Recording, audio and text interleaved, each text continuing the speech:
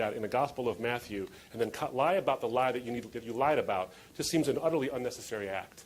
In other words, your explanation is looking for something to explain.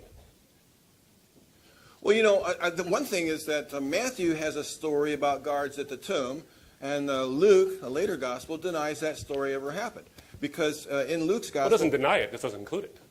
Well, that's true, but he said that's true, but he said in the very first 2 verses of his gospel, I've investigated everything, O Theophilus, and I'm going to tell you the truth of what happened. He didn't say leaving nothing out, but he says, I'm going to tell you the truth of what happened. And then he ignored the guards at the tomb story, which was added for the gullibility of the choir, which Luke decided, we don't even need that gullible story, because it can't be true. Because what did the guards see? When were they placed? So Luke says, so let's go back to gullibility. We don't need that. He denies what Matthew reported. And other than the way you've sort of woven that story, it's it's got pretty literally good. zero evidence. Did you like that? It's pretty good. Well, except for the fact there's got no evidence for it. No, I think that's true. Luke denies what Matthew included. Because he didn't include it. Give me evidence of that. It's Luke chapter 1, verse 2, 3, and 4. So now you know how a trial works, where you bring up something to a jury? No, I don't. Okay, well, I'll tell you how it works. Just because you don't have all the evidence you'd like doesn't mean you don't have enough evidence. We would like tons of evidence. You know what I'd love to have? I'd love to have a video of O.J. doing the deed with 3 people watching it. I have it. It's in my mind. You do it. Okay, great. But doing that kind of a thing and, photographs and witnesses who say they actually saw it happen, I'd love to have that. But the fact remains we had enough evidence to have that trial, and I think reach a verdict that, obviously wasn't the right one, but there you have it. We have plenty of evidence all the time. Trials don't work like I would like to have all this wonderful stuff. You need to have enough stuff. Now, what you've proposed with this gullibility story just doesn't seem to watch. It seems self-contradictory. Either they're gullible or they're not, but you're saying some are and some aren't, so we'll invent an entire gospel out of this. And Matthew and Luke writing roughly contemporaneously, I just don't see the connection. I don't see, in other words, the connection that you make is that Luke read Matthew and said, I don't like that story. What evidence do you have of that? Of that direct evidence that Luke saw Matthew and said, that's a bad story. Well, Luke said himself, I've investigated it, and I'm going to tell you what happened. Look, and you would quote that, wouldn't you? To say that Luke's gospel is sure because he's investigated until it comes to Matthew's story. Then all of a sudden you want to back down and you want to say, well, you know what, that didn't matter. Well, maybe it didn't matter to Luke.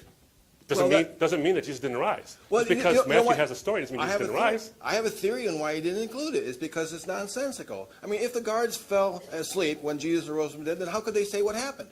It is nonsensical, so why not eliminate it from Luke's gospel? That's just a theory. The guards no longer matter. It's a theory according to John Loftus. I am John Loftus. But all we have is a theory according to John Loftus without any actual evidence. I just gave you some reasons. Well, you gave me some reasons that you like, but I don't think that I do like them. that actually pertain to the actual evidence. And I think because further, I think they're right. Let me ask you one last question here because we have about 2 minutes to go, and I appreciate the back and forth. You made the statement, well, a couple of questions actually. Are you aware of the recent research by G.W. Houston on the longevity of manuscript evidence, of manuscripts, how long they last? Christians write about 100 books to the atheists one. So, well, G.W. Houston, do you know if he's an atheist or a Christian? No, okay. We can't keep up with all. There's a madhouse writing. Well, I'm just asking the question about this. Are you aware that he has done the research about the longevity of manuscripts and how long they actually last? No. Okay, well, they last about 150 years, maybe even a little bit less than that. They last a long time. Now, if that were the case, wouldn't it be also possible that the copyists of the New Testament weren't writing a 4th century document, but actually had possibly the 1st generation or 2nd generation copies available to them? Oh, no. No, if you're saying what, 150 years? If the manuscripts themselves last quite a long time, let me try to figure it out, 75 to 500 years. No, you'd have to have at least one removed, yeah. But no, yeah, that's my point. No, one removed. Yeah. The thing is, that's if there were full manuscripts. We don't know that. All we have are little tiny scripts and sayings and things like that. And you say, well, this one is the Bodmer papyri, and so therefore we date that about 100 A.D. And so therefore, and look, it matches with John's gospel. So therefore, that proves John's gospel was written. No, we don't. All we know is that papyri was, had a verse that matches John's later gospel. For all we know, it was a letter of some sort, of some kind that somehow got put into a later written gospel called John. But you're aware that we have like almost entire books of the Bible in the 200s and the 300s, right? You have P50, P45, and all these things. We can look online and see 11 manuscripts of Matthew, for example, dating between 2 and 300 years old, 82 and 300, right? Well before the 4th century. All right, well, let me ask you, are you aware of Bart Ehrman's work on the you manuscript? Bet. You bet. In fact, let me quote him for you. We have the time. Oh, okay. You can switch. Well, he just asked me a question. Can I answer the question? You may answer the question. Okay. I have 2 minutes from my previous time. You can have. Yeah, right.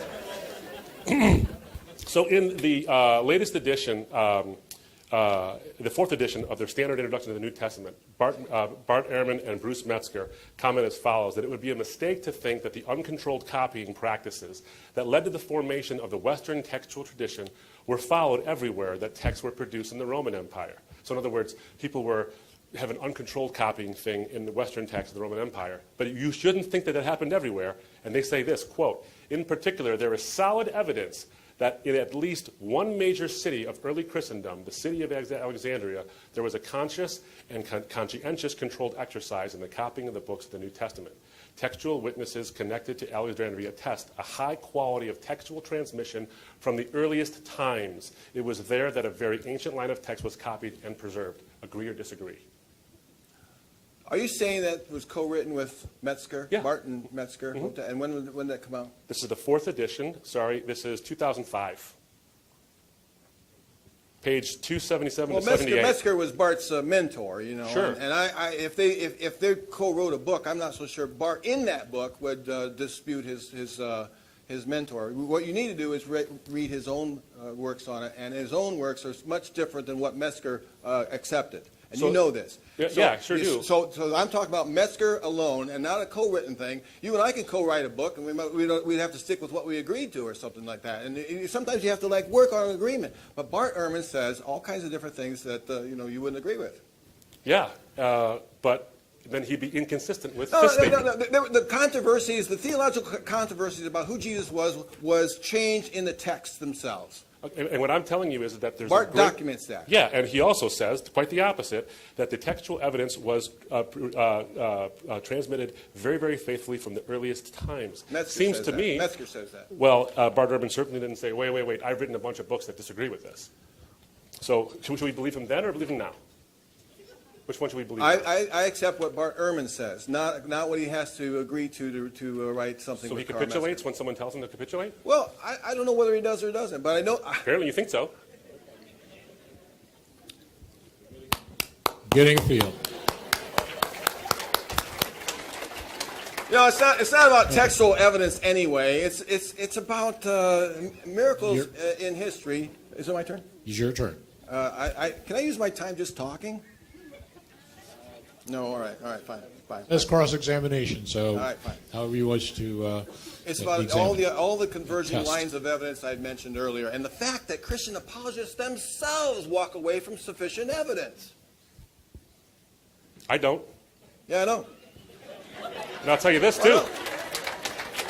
I'll tell you this. I didn't want this to be true.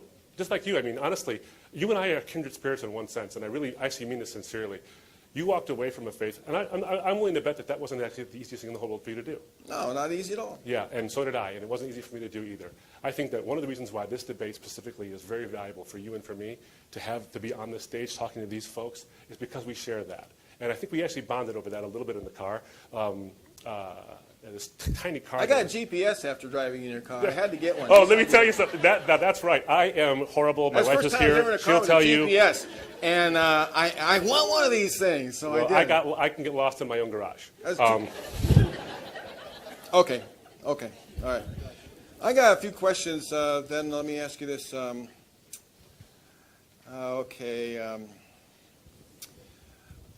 Why are there other apologetic methods but evidentialism? I don't know. I don't. You see, the problem here is that what you've done is you've ascribed the fact that people disagree on the methods, and some are good, some are bad. Sure. there are different methods of scientific inquiry too. Some are good, some are bad, and doesn't mean that the whole enterprise of science is suspect. I would never say that. I don't think the whole enterprise of apologetics is suspect either. Now, what I presented today, I thought was based on evidence. I understand. So I clearly would be willing to say, look, I presented you evidence. You can either believe it or disbelieve Well, it. It's up to you. What do you make? Yeah, go ahead. Sorry. I'm sorry. You're a good lawyer. I can see that now. Monopolize time. He told me something about that earlier in the break room over there. I think. I'm loquacious. How he has to work. But no. Well, what do you make of the fact that most Christian, in seminaries they don't even have apologetics programs. They don't even teach apologetics classes. They teach theology, they teach ministry, they teach ethics, they teach all kinds of things. They don't even have classes on defending the faith. What do you make of the fact that I just threw out some numbers? 83% was a thrown out number. I don't know how many embrace which method. I know that. But what do you make of the fact that at the minimum, most Christian intellectuals disagree with you on the evidence that the Christian enterprise is supported by evidence alone, sufficient evidence? Well, you cited some, and I appreciate your citation of those. I haven't read those statements, so I can't read them in their context. I'm not saying you're taking them out of context. Okay. I'm not accusing you of that. What I would say is this. When it comes to my own inquiry, just like your own inquiry, Alvin Plantinga can say the moon is made of green cheese. Alvin Plantinga is not my authority. I am the only person who can look at the evidence and say what I think it says. So I realize that might be something worth exploring, and I'm happy to explore it and see the reasons why he says that. I don't have the reasons. You said it. I don't know what the reasons actually are. And as you know, reading Plantinga is quite the laborious effort, but I have my own reasons for all right, well, believing it. I admire your honesty. Yeah, his reasons are irrelevant to my reasons. Okay, let me read something by Bart Ehrman, since his name has come up so much. Hi, Sure. Bart, in case he's listening. I'm going to read something to you, and you comment on it, okay? Sure. Here's what he said. He's coming up with an alternative supposition versus yours that Jesus arose from the dead. Suppose that Jesus was buried by Joseph of Arimathea, and then a couple of Jesus' followers, not among the 12, decided that night to move the body somewhere more appropriate. But a couple of Roman legionnaires are passing by and catch these followers carrying the shrouded corpse through the streets. They suspect foul play and confront the followers, who pull their swords as the disciples did in Gethsemane. The soldiers, expert in swordplay, kill them on the spot. Now they have 3 bodies and no idea where the first one came from. Not knowing what to do with them, they commandeer a cart and take the corpses out to Gehenna, outside town, and dump them. Within 3 or 4 days, the bodies have deteriorated beyond recognition. Jesus' original tomb is empty, and no one seems to know why. He continues. Is this scenario likely? Not at all. Am I proposing this is what really happened? Absolutely not. Is it more probable that something like this happened than that a miracle happened and Jesus left the tomb to ascend to heaven? Absolutely. From a purely historical point of view, a highly unlikely event is far more probable than a virtually impossible one. You comment on that? Sure. The premise is flawed in its core. The idea that a miracle is by definition the least likely or impossibly likely, I think that's what he said, something close to that. I'm sorry if I didn't quote it exactly. Virtually impossible. Virtually impossible is deck stacking and question begging. So how often do miracles happen in your life? Oh, not very often. I mean, except for the fact that the world exists and that I exist and that I have a conscience. It happens all the time. So actually. one. Yeah, everything existing, that's one. No, one time. But let me just say this. The point is this. I hate lawyers, you know that. The point is this, though. Judges are good, though. Judges are good. I was going to say, wait a minute now.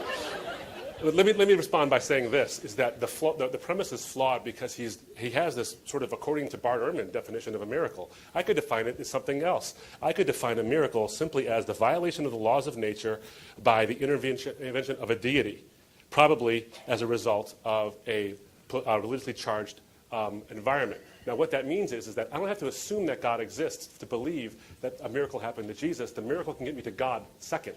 I don't have to assume it, because if there are acts of God, then there's a God who acts.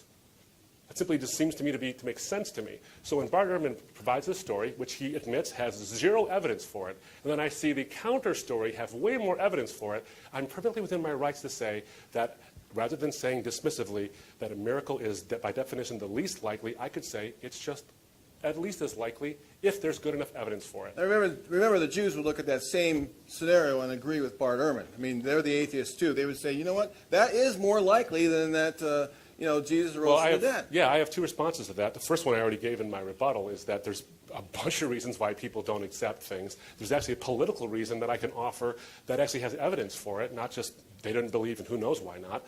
I know why. I have a good some surmising of why they didn't believe, and the Bar Kokhba rebellion is at least part of that. There's a good reason for that. You have to include that. But the second thing is this, and you referred to Michael Alter's book. Michael Alter's not a historian, is he? He's a retired school teacher, right? No, he's a full-time researcher into that, and Where? He's traveled the world. He's in. I think he said he's going to Rome. Is he accredited? Is he a PhD? Well, that's the very first thing you'd want to know. Okay, and I'm going to give you two responses. One, the preface is written by a rabbi. And he says incredible things about it, and I have read it. So no. I've skim read it, and no, It's 900 pages, though. Of course you did. No, I don't have to read a whole book to know it's good. And I say, that's true. Yeah. I say it's a good book. Okay. Everything I read in it is a good book. We are John. at the point where we will now do the closing Have statements. you read all my book? Closing statements to wrap things up. We'll start again with Abdu.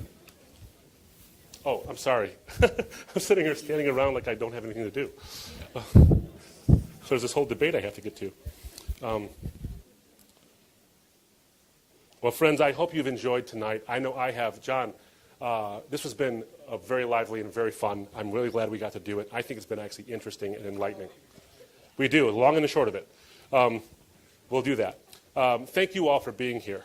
I hope you've enjoyed this. The summarization of the evidence is what I said before, the three things that I think the majority of scholars agrees on about the historical Jesus. That he died by crucifixion, that there was something that caused his disciples to believe he had actually risen from the dead, so strong that they were willing to suffer and die for that belief. So strong was that appearance that Paul the Apostle himself, an enemy of the Christian faith, becomes one of its, in fact, probably its greatest champion. I don't think any of that's been challenged today. Not one of it, not a bit of it. And so I think the evidence points in to the direction of the resurrection. It's the best explanation for what we have. Bart Ehrman's suppositions just aren't good enough. They're unevidenced, as he's admitted, and they just don't explain the evidence that we do, in fact, have. The ending of Mark, just to talk about this very briefly. When you look at the ending of Mark, there's a lot of theories about what happened at the ending of Mark, that it should have gone past the verses that does in fact end on. And let me show you. Let me go to this real quick, if I could. Let's see. Sorry about that, friends. Here we go. At the ending of Mark, you see that Jesus appears, and he doesn't have any sequence after that. He's raised. The tomb that Jesus is raised, and he says to his women followers, go tell no one. But you see over and over again in Mark that he says, don't go tell no one. But then in Mark 5:37, 9:8, 9:9, 10:18, 13:32, he says, don't do this, but except for this person. Go and do this. Go tell this person. So Mark assumes actually that there's going to be a further appearance of Jesus to his disciples. In fact, earlier in Mark, Jesus predicts, I will meet you in Jerusalem. And then he tells the women followers, I'm going to be meeting them in Jerusalem.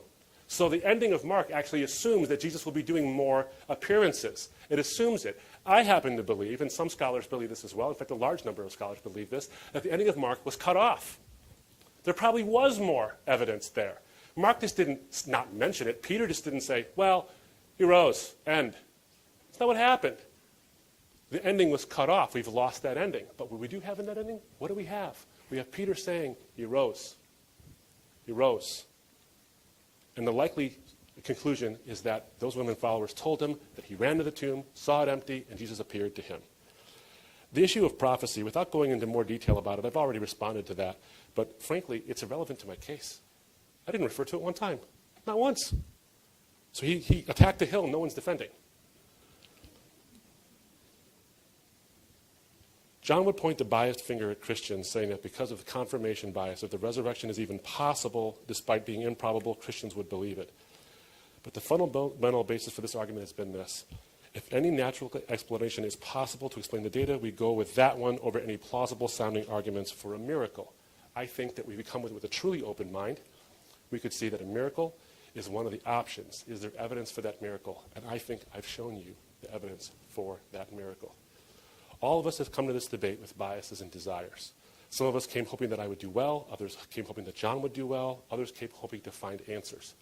But all of us, even if we say we just want answers, favor one outcome or the other. Let me ask you this question, friends. How different will tomorrow be for you if you came to believe on the strength of this evidence that Christ rose from the dead? It'd be a different day for you, wouldn't it? Of course, if you came to the opposite conclusion, it'd be a different day as well. But if you rose from the dead, that's important.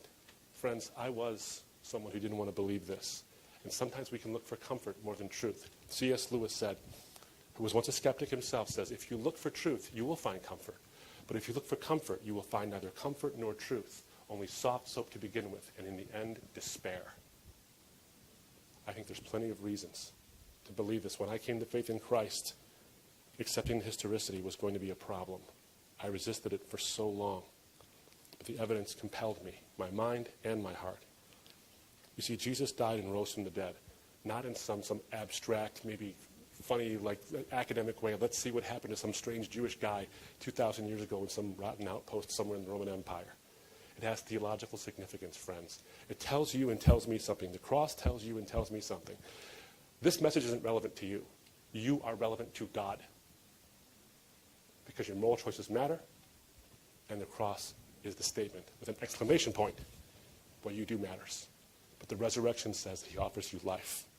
The case for the resurrection offers you the assurance that giving your life to Christ is not a blind leap. The evidence tells you it's not a blind leap, but an act of trusting in what God will do for you based on what he's already done.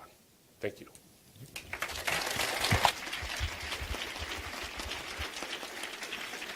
Okay. Closing statement from John. Thank you. Yeah, if you believe what Abdu has presented today, then you're doing so because the story is familiar to you. You're doing so because you were raised in a Christian culture, probably by parents who were believers, usually. Or if not, you had a significant other, a close friend, a cousin, an uncle, or a church experience that led you to. That's the only basis for why you would accept what he's presented today.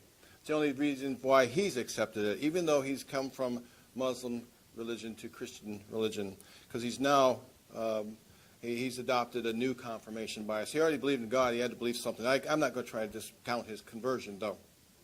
But the only reason you would believe that is because you're probably familiar with the story and because you were raised to believe it. And the open-minded person is the person who thinks like a scientist, who asks questions, who doubts, who wants to know answers to questions. I want to know what Pilate thought. I want to know what Herod thought. I want to know what the rabbis thought at the time of Jesus.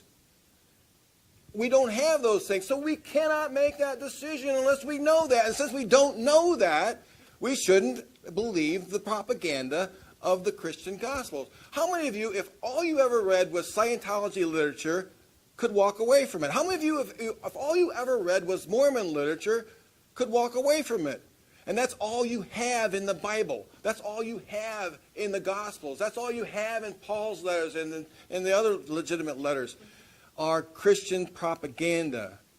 We don't have the other side of the story. Now, in the Jesus Gospels, all you see is Jesus defeating one after another of his debate opponents. His opponents will come up and they'll say something and he'll give them a one-line answer and they'll walk away defeated because he finished them off. He had the final answer. They had no response. That's what you read in the Gospels every single time. Now, I have never in my life ever seen a religious debate that was settled every time by someone. There's always a response. There's always you walk away and you have some other kind of objection, and that was not stated, that was not recorded. We do not have any of those recorded. We don't have any of that. But I'm sure as can be, he didn't convince the people that he was debating. That's propaganda. Now, in the Bible, we find a world where there were gods and goddesses that ruled over specific lands, and they had divine councils to decide our fate. It was a world where God and his sons lived in the sky, and people who died went to the dark recesses of the earth. It was a world where a snake and a donkey talked, the giants lived in the land, where people could live to be more than 900 years old, where a woman was turned into a pillar of salt, where a pillar of fire could lead people by night, and where a sun stopped moving across the sky or could back up, where an axe head could float, where a star could point down on a specific home, where people could instantly speak languages or foreign languages, where someone's shadow or handkerchief could heal somebody. It was a world where a flood could cover the whole earth or a localized part of it, where a man could be swallowed by a great fish and live to tell about it, where a man could walk on water, calm stormy sea, or change water into wine. It was a world populated by demons that could wreak havoc on the earth, that would make people sick. It was a world of idol worship where human and animal sacrifices pleased the gods. It was a world we find where there's visions and inspired dreams, prophetic utterances, miracle workers, magicians, diviners, and sorcerers. We don't live in that world anymore. There's no reason to trust the testimony that we find in the Bible because that world was part of that world. When I say that they were gullible, I mean just that. They were gullible. The results of our study, my PowerPoint. There is no empirical evidence. There are no original texts. There are no first-handed testimonial evidence. There's no prophetic evidence. And I said it. I didn't know that he wasn't going to raise it up. Usually they do. Usually they point out, well, there's prophetic evidence. So I tried to one-upmanship him, and now he's one-upmanshipping me, even though, I don't know how he turned that around on me, but somehow he did. Sorry about that. There's no corroborative evidence. The Jews were there. They didn't believe. I don't see why I should believe at all. Given the fact that most Christian apologists do not think there's sufficient evidence to believe, we shouldn't believe either. Now, if you want any of this corroborated, on my side, read the 2 books that I mentioned. Go to the library if you're cheap. I don't care. The library has them. Check them out. Especially the book, How to Defend the Christian Faith, Advice from an Atheist. See, I was one. I do. You got that one yet? I should give you one. Thank you so much.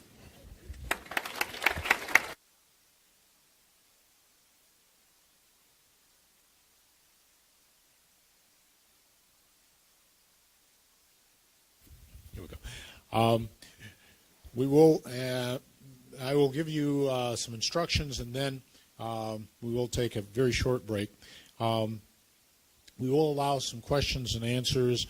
Hopefully, fairly quickly, we'll give the various speakers 2 minutes to respond to any particular questions. I would ask that those who might have a question line up. The representatives from RZIM and SSA will try and screen the questions so that we can get everything taken care of in approximately the half hour that we have left. Obviously, we want clear questions to be presented, clear and concise statements, not positions imposed by the speaker, the questioner, allowing these gentlemen to have full opportunity to respond, hopefully for the benefit of everyone in the audience. As you are doing that, we will take about a 3-minute break, which will get us back on schedule so people can stand and stretch. I will try and get folks going again fairly quickly because we have a limited amount of time to finish up the program. But at this particular point, if those folks who do have questions can get lined up with the screeners so that can be launched right into as soon as we finish our break, we'll take 3 minutes. Thank you.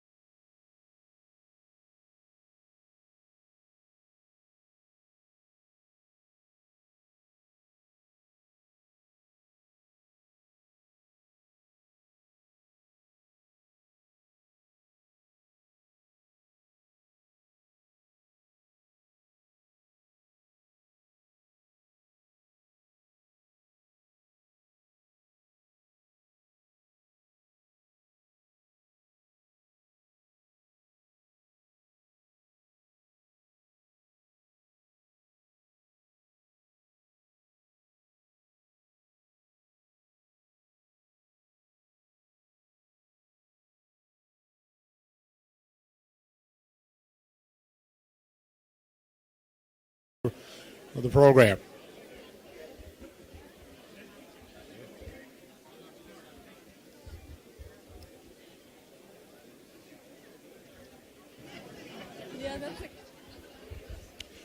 While you are making your way back, I should point out that this proceeding was live streamed, RZIM.org/live, and then for those of you who are into tweeting, which is something that is totally foreign to me, hashtag RZIM debate is the handle, I guess you would say, with regard to that. So, again, thank you very much for your patience, and we will begin the process of questions and answers. And like I said, we will live it.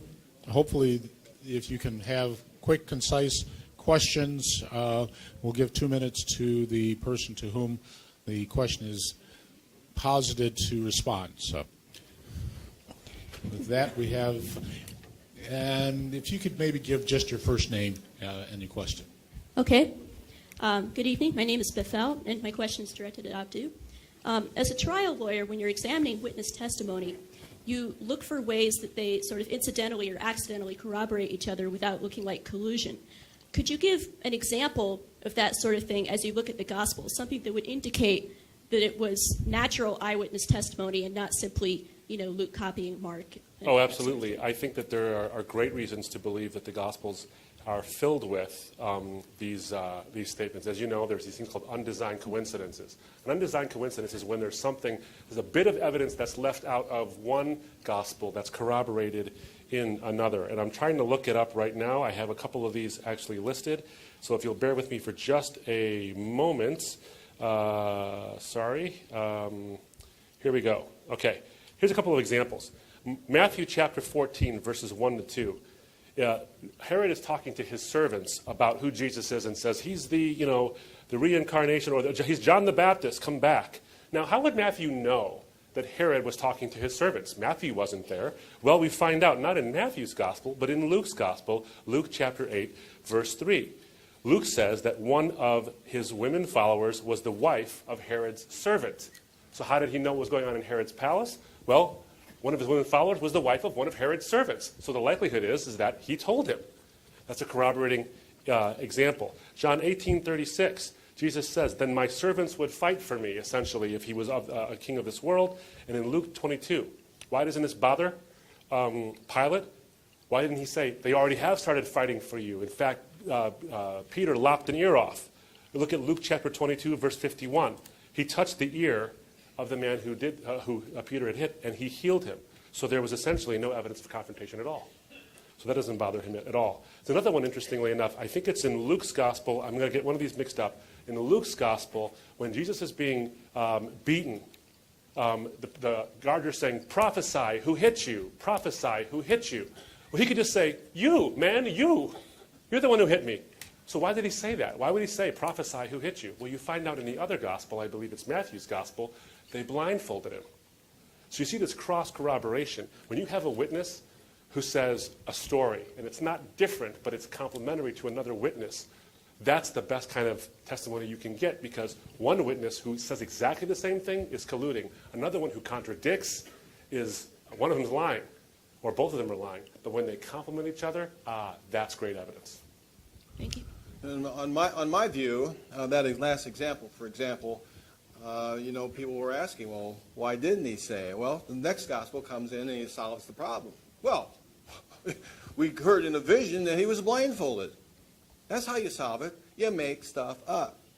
As far as making stuff up goes, when Abdu said earlier that the Christians are now saying that there was a longer ending to the Gospel of Mark because there wasn't a resurrection sequence, they're making stuff up when they say there was a longer ending to the Gospel. They're making stuff up. There's no evidence for it. That's how you do apologetics. That's how you write Gospels, in my opinion. That's not how I do apologetics, but thank you anyway. No. Nobody admits that's what they're doing, you see. Can I, in the time remaining, can I have a short response or no? No? That's okay. It's your time, John. I don't want to cut into it. Let's go to the next question. go It's ahead. okay. Go next question, ahead. please. Hi, good evening. Thank Hi. you both for coming. Real pleasure. My question is geared towards you, John. Thank you. My name's Carrie. I am a Christian, so I do come from that bias that you talk about. But if Christ did not raise from the dead, then I, among all Christians, are most to be pitied. And why spend our life talking about this? But if we, are Christians, then we have a hope. But my question is, why do you spend your life doing what you do if you don't even know or if you don't even believe that Christ was really a person or that he at least raised? Why do you spend your time? Why do you care? Well, because I care for people. I spent about 40 years dealing with Christianity. First as a believer, then as a Bible college student, then a master's level student, then a doctoral student, then as a minister. Then, I studied. I became a doubter and an agnostic, and then became an atheist. I mean, I've been very passionate about Christianity my whole life. And then the last, I'd say probably more than 10 years, I've decided to share what I know. And the reason why I'm deciding to share what I know is because just like Abdu and with his form of religion, you come back out. And Plato has this analogy of the cave. You're in the cave and you see the light. You go outside, and you see the day. And so then you care. You go back into the cave to bring prisoners out with you. And that's why I want to help them. I want to help people so they don't spend 40 years doing what I've done. I've already spent my time, and another thing, I'm actually going to quit someday soon. So, I mean, then you can ask me that, why you spend all the time doing that? Well, I'm not doing it anymore. Probably the next year or so. But you do believe that this life is all there is? I do.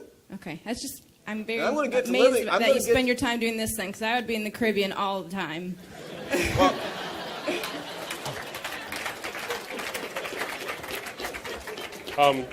Tell me your name again. What's your name again?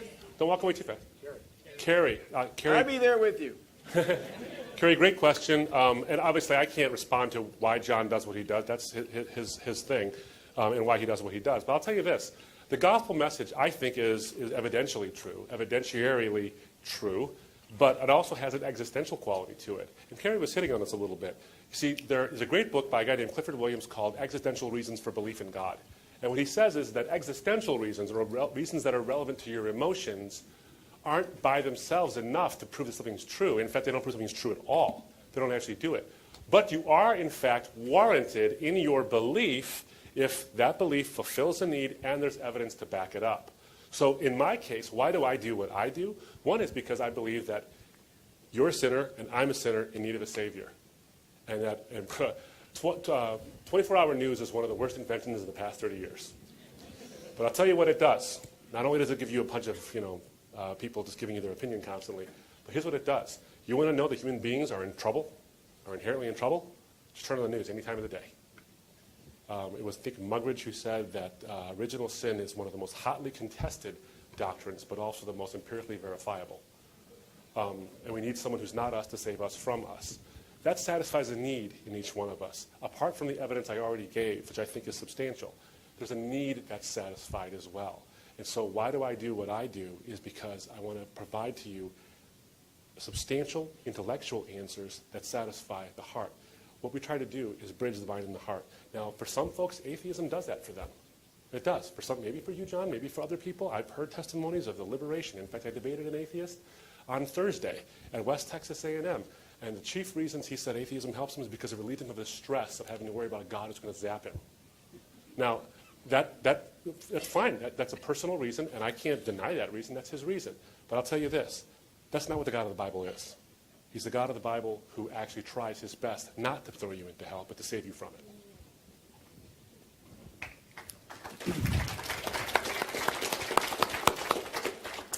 Hi, my name is Joel, and my question is for John. Thank you so much for your presentation. I'd like to get clear on why you think miracles that involve explanations are the least likely explanation in any circumstance in which they're invoked.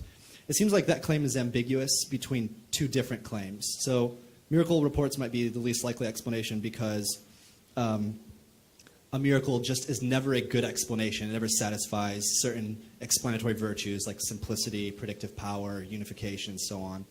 You might mean that. Alternatively, you might mean that a miracle report is always, it's antecedently improbable, so its prior probability is just really low. And so I guess I'd just like to get clear on which of those you mean. Do you mean that a miracle report is just never a good explanation, it never explains the data as well as another hypothesis, or just is antecedently improbable? Because, I mean, those are rather different. Antecedently improbable. And I'll explain this, why. You're participating in what I call definitional apologetics. You're with your professor, Timothy McGrew. I'm sure you have heard it from him. It's called definitional apologetics. If you can get us, reasonable people, sidetracked into defining the precise moment when science is no longer non-science, or when an extraordinary claim is no longer an extraordinary claim, then we've been sidetracked. We're going to chase that rabbit down the endless rabbit hole. Here's what I want to say. Every occurrence of a miracle in the ancient world turns out to be false. So, based on those probabilities, the resurrection of Jesus is probably false as well. You mean it's antecedently improbable? Yeah, the antecedents come from all other known miracle claims in the ancient world. There are a dime a dozen. I mean, you can read Rudolf Bultmann's book on New Testament theology, and he has a long section of all the miracles that were claimed in the New Testament. No one thinks they ever happened. I mean, doesn't this just show... So in probability theory, we learned that to calculate the probability of a hypothesis given the evidence, you don't just look at the antecedent improbability of the hypothesis. You have to look at the way the evidence is predicted by the hypothesis. So basically, special plead your case. You see, because all the other miracles are false, but I'm going to make my miracle out to be a special case because it has a story to it. That's what you're doing. All apologetics is special pleading when you say that Jesus is a special case. I would say he's got 27 seconds left. Should I wait? Oh, can I dance? No, please don't. I like to dance. I got 2 minutes now. I'm going to not take 2 minutes, but I think that that this is actually onto something here, because the prior probabilities, when you look at a Bayes theorem thing, and I'm not even going to remotely get into the complexities of Bayes theorem, we're all going to glaze over. You might not, though, because you seem like you got a handle on it. But prior probability is part of the calculus. The prior probability goes in with the background information, the prior probability of something if without the miracle claim, all these various things. There's a huge calculus that has to go into this. You're not special pleading if you think that the prior probability of God's existing is unknown. You just don't know what it is. Some might say that. You just don't know what the prior probability of God's existing is, or that God will actually act. Because you're talking about also, in the calculus for a miracle, whether or not a free agent will actually do something. Well, I can't calculate the prior probability that you're not going to breakdance right here. It's probably pretty low, just based on evidence, but based on my view and what you just said. But frankly, you're a free agent. There's a billion things you're going to do after you get out of here that I'll never know about. So the prior probability of what you're going to do when you leave here is just simply unknowable for me. So what you should do, instead of saying it's probably not going to happen, or it's very low in probability, is say, I don't know what the probability is. Why don't I look at the evidence itself and work backwards from there and say, this is what I see, what best explains this? And it seems to me that a miracle, which I define not as the least likely event, but the intervention, the violation of the laws of nature from the intervention of a divine being, actually accounts for what we're seeing. I think science is a valuable tool. I think it's the kind of thing where we have to be a science denier for this. I just think that science applies to when nature is left to itself. We understand an acknowledged order, but a miracle is when it's not. And you can't calculate the prior probability of that. You can look at the evidence and then read it back into it. Now, maybe someone who has a Bayes theorem sort of expertise can explain that better. I certainly don't have that kind of expertise to do that, except I know something about Bayes theorem enough to answer as I have. Sorry, that's a mouthful, but it's a great question. It's a great complicated question, but I think it's one worth answering. Thank you. Thank you. Wait a minute. I'm detecting a pattern here. He always gets clapped. All right, fine. Fine. That's for you to know. Actually, I think that was for the student. That's fine. That's all right. All right.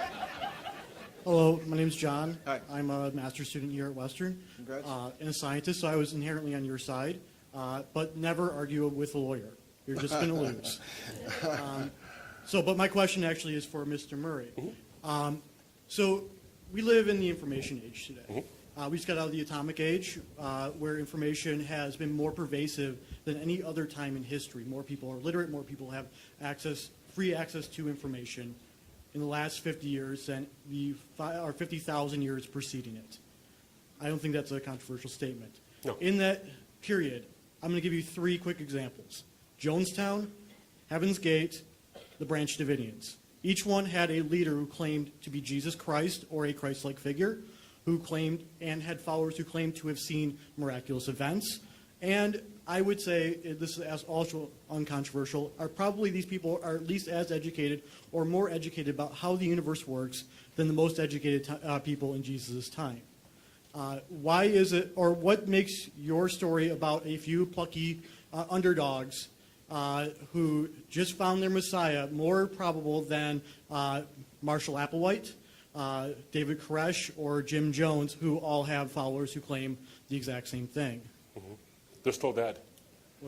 They're still dead. I mean, they died and they stayed dead. Okay. But no, wait. Let me answer your question, though, if you don't mind. There was quite a long question. Let me answer your question. And there's quite a long line behind you as well. So I think that's a fundamental difference, is that those followers, and by the way, the Branch Davidians didn't end up well. So their Messiah expectations were dashed. The Christians actually didn't end up well in one sense, but a lot of them did. You had a flourishing of a Christian church. Where are the Koreshites right now? They're gone. They're not there. Actually, they still exist. Well, in very, very small numbers and in scattered ways. The Christian 20 years message, after wait, the is it okay if I finish now? Yeah. Okay. The Christian message actually conquered the populace quite a bit, and it actually changed many, many people who were not only sort of succumbed to, like the Koresh thing, where you had the Branch Davidians and you had this FBI invasion of what happened there, and all of them died in this sort of fiery thing. You have Christians who are willing to go to their deaths based on this belief. The eyewitnesses themselves are willing to go to their deaths based on this belief. That's pretty strong testimony, if you ask me. Fundamentally different than the Branch Davidians as well. What about Jim Jones or Applewhite? Jim Jones. Watch the documentary on Jim Jones. My 2/3 goodness. of his followers Are you okay if I died can finish, right? Yeah. Okay, because I know you want to get at me, and I appreciate that. No, but I do you just- have a question, or do you want to fight? No, my question wants to reflect reality, that which is that Okay. most of these people knew what the So outcome let's was let going me provide my answer. Is that okay? I have 40 seconds left now. Need a lot of back and forth from- When you look at the Jim Jones event, I don't wanna what you see is almost all of those people, you see them crying and not wanting to do it, and there's interventions, and there's all kind of reasons. Jim Jones himself couldn't even kill himself, even his own desire to do this. He had to have somebody else do it for him, and then they killed themselves. There's all kinds of differences. You're talking about categorical differences. You're talking apples and oranges in these differences. They're just completely different. By the way, one last statement on the information age thing, and then turn it over to John. We have never been more informed. We've also never been more misinformed, frankly. Tim McGrew and I were making a joke. He made a joke. He said, April 1st is the only day of the year when people double check what they read on the internet. That's good. Yeah, and true. So let me just say this. We are, as a species, quite religious. I think it's actually, in one sense, and I appreciate what you're saying. I want you to understand, I appreciate what you're saying. I really do. But when you look at the majority of people around the world, they're religious believers of some kind. Now, are they right or are they wrong? That's one thing. But they're all very informed, intelligent people, and many of them are sitting in this place. To say that only unintelligent, gullible idiots actually believe in something is to deny the reality of this room. I think they're very intelligent people, and they have adequate reasons for their faith. The question isn't, should you believe because it's scientifically untenable? The question is, does the science actually lead there? So I appreciate your question. Thank you very much. Thank you. And I think you won on all counts. Oh, thanks. Good job. Oh, I would just say it's an excellent question. I mean, the point is, without the information age, we wouldn't have known about these cults as easily. I'm a little more grateful than Abdu is apparently about the information age, and I think that cult leaders had, before the information age were a dime a dozen. I mean, that's just matter-of-factly. So it helps us check and double-check. I mean, that's one of the reasons. We were partly in the information age when it came to the rise of the Mormons. And so we know, for instance, that his 12 witnesses, some of them recanted, and they were close to him about the golden plates. We know that. What I want to know is the same kinds of questions we can ask and answer of the Mormon Church. I want to have the same kind of documentation about the Jesus movement. We just don't have it. And I'm not going to buy their story because of the Mormon Church's example. So I think it was a good question. Okay. Got time for really a couple more Hey. questions at this point. Thank you. Hello, Okay. this is for John. I'm Jim. Jim.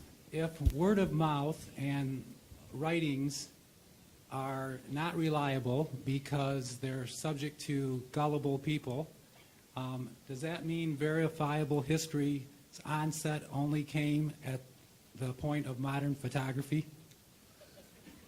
Well, no. I mean, I think the first historian, the first historian, I think, was Herodotus, right?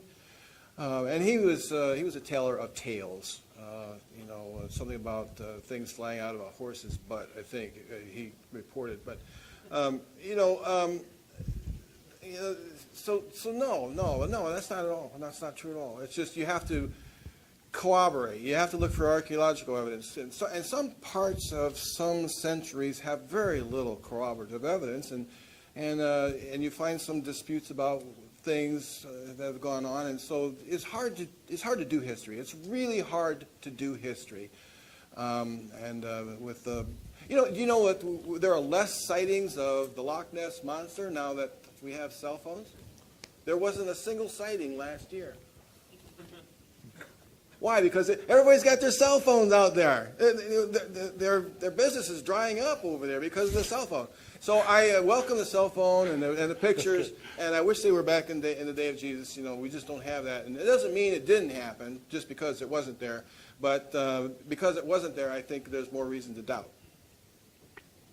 I think I agree with John on a couple of things on this point, and I think this might surprise you, actually.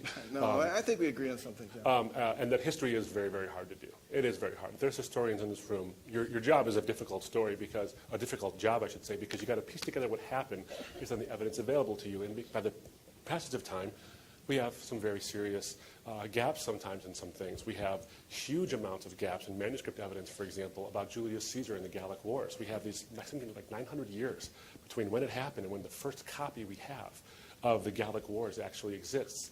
But here's the interesting thing. What we don't do is say, well, then we should doubt Julius Caesar and what happened. We don't do that. We actually look and say, this is the best evidence we have. With the Gospels, we have way better evidence than that. In fact, one scholar actually called it embarrassment of riches.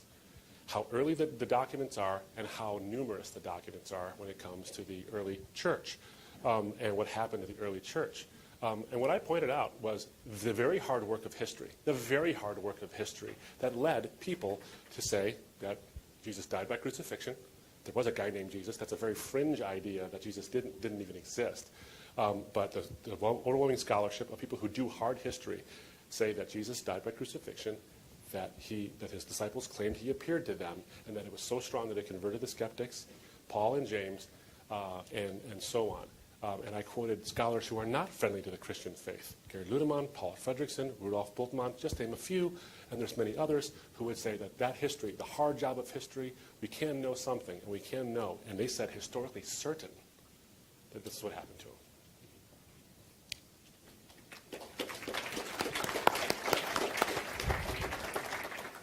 Hello, I'm Jordan. My question's for Abdu. Yes. I'm just wondering, since the technology age and the age of cell phones and being able to record, I was just wondering why have miracles happen as of late, as of someone become resurrected 3 days after they died, and people turn to salt, all that. Sure. Well, a couple of reasons why I think this is the case. And in one sense, this is going to be just me kind of surmising why you don't see it in the sense you do. Remember what you're seeing with the Gospels and with the Old Testament itself. You're seeing a very narrow view of certain people in certain times in certain places who are talking about what happened to them. And there's a special, significant, religiously charged atmosphere there. So you see these miracles to effectuate a purpose. That purpose has been achieved. The purpose essentially was to get the Messiah to be there, to come, to die on the cross, and to rise from the dead. Purpose achieved. Now, the perpetual miracle, I think, of creation, and the fact that we do see it, you're literally standing in the middle of a miracle. You're looking at one. Every time you look in the mirror, every time you see the wind blow, you're seeing a miracle. I think the fact that existence even has any substance to it screams out for a designer and screams out for a first cause. So I think that is an important evidence of a miracle. We're seeing it every day. But the actions have been completed in the one sense of Jesus dying for the sins of the world, and now we just propagate the miracle that already happened. We don't really need any more for that purpose. But I think this as well. I think there actually are evidences of miracles. I know John doesn't like this book, but I'm going to recommend it to you anyway. Craig Keener's book on miracles, 2-volume set. It'll break your arm to carry it, but it's a pretty thick book, and he goes into it. Whether you buy it or not is another issue, but Craig Keener talks about the survey of miracles around the world. Let me give you an example of something that was recently shared with me. I have a friend, his name is Caleb, and his wife, his name is Jody. She was diagnosed with lymphoma very recently, last year in January, I believe it was. And she had lymphoma. The blood work came back. She's got lymphoma. Lymphoma is no laughing matter. She gets tested again, I think 3 or 4 months later. And I actually have the medical report where he shared it with me that says something like, there is no cancer in her whatsoever. And by the way, what we see is oftentimes the result of radiated blood. She had no treatments, not one treatment. Now, you can say, oh, they got it wrong, or they goofed it up, or whatever it is, but you need to investigate the claim. That seems like a pretty strong claim. Now, maybe there's explanations for it, maybe there's not, but I think these things do happen. We need to look into these things. And in the information age, maybe we'll find some more stuff. Craig Keener's on the prowl for these things as well. So, anyway. These kind of miracles are usually taking place in southern hemisphere and South Africa and in Africa and South America. Philip Jenkins has a book called The New Face of Christianity, and he talks about their attitudes towards miracles, and they're open to them. I mean, they're from tribal sorts of places. There's demon activity, and there's spiritual warfare and things like that. It's not happening so much in America because we're more technologically savvy. It's really kind of a strange kind of phenomenon, I think, that's there and not here. And the stories that are made up, I used to be a Pentecostal.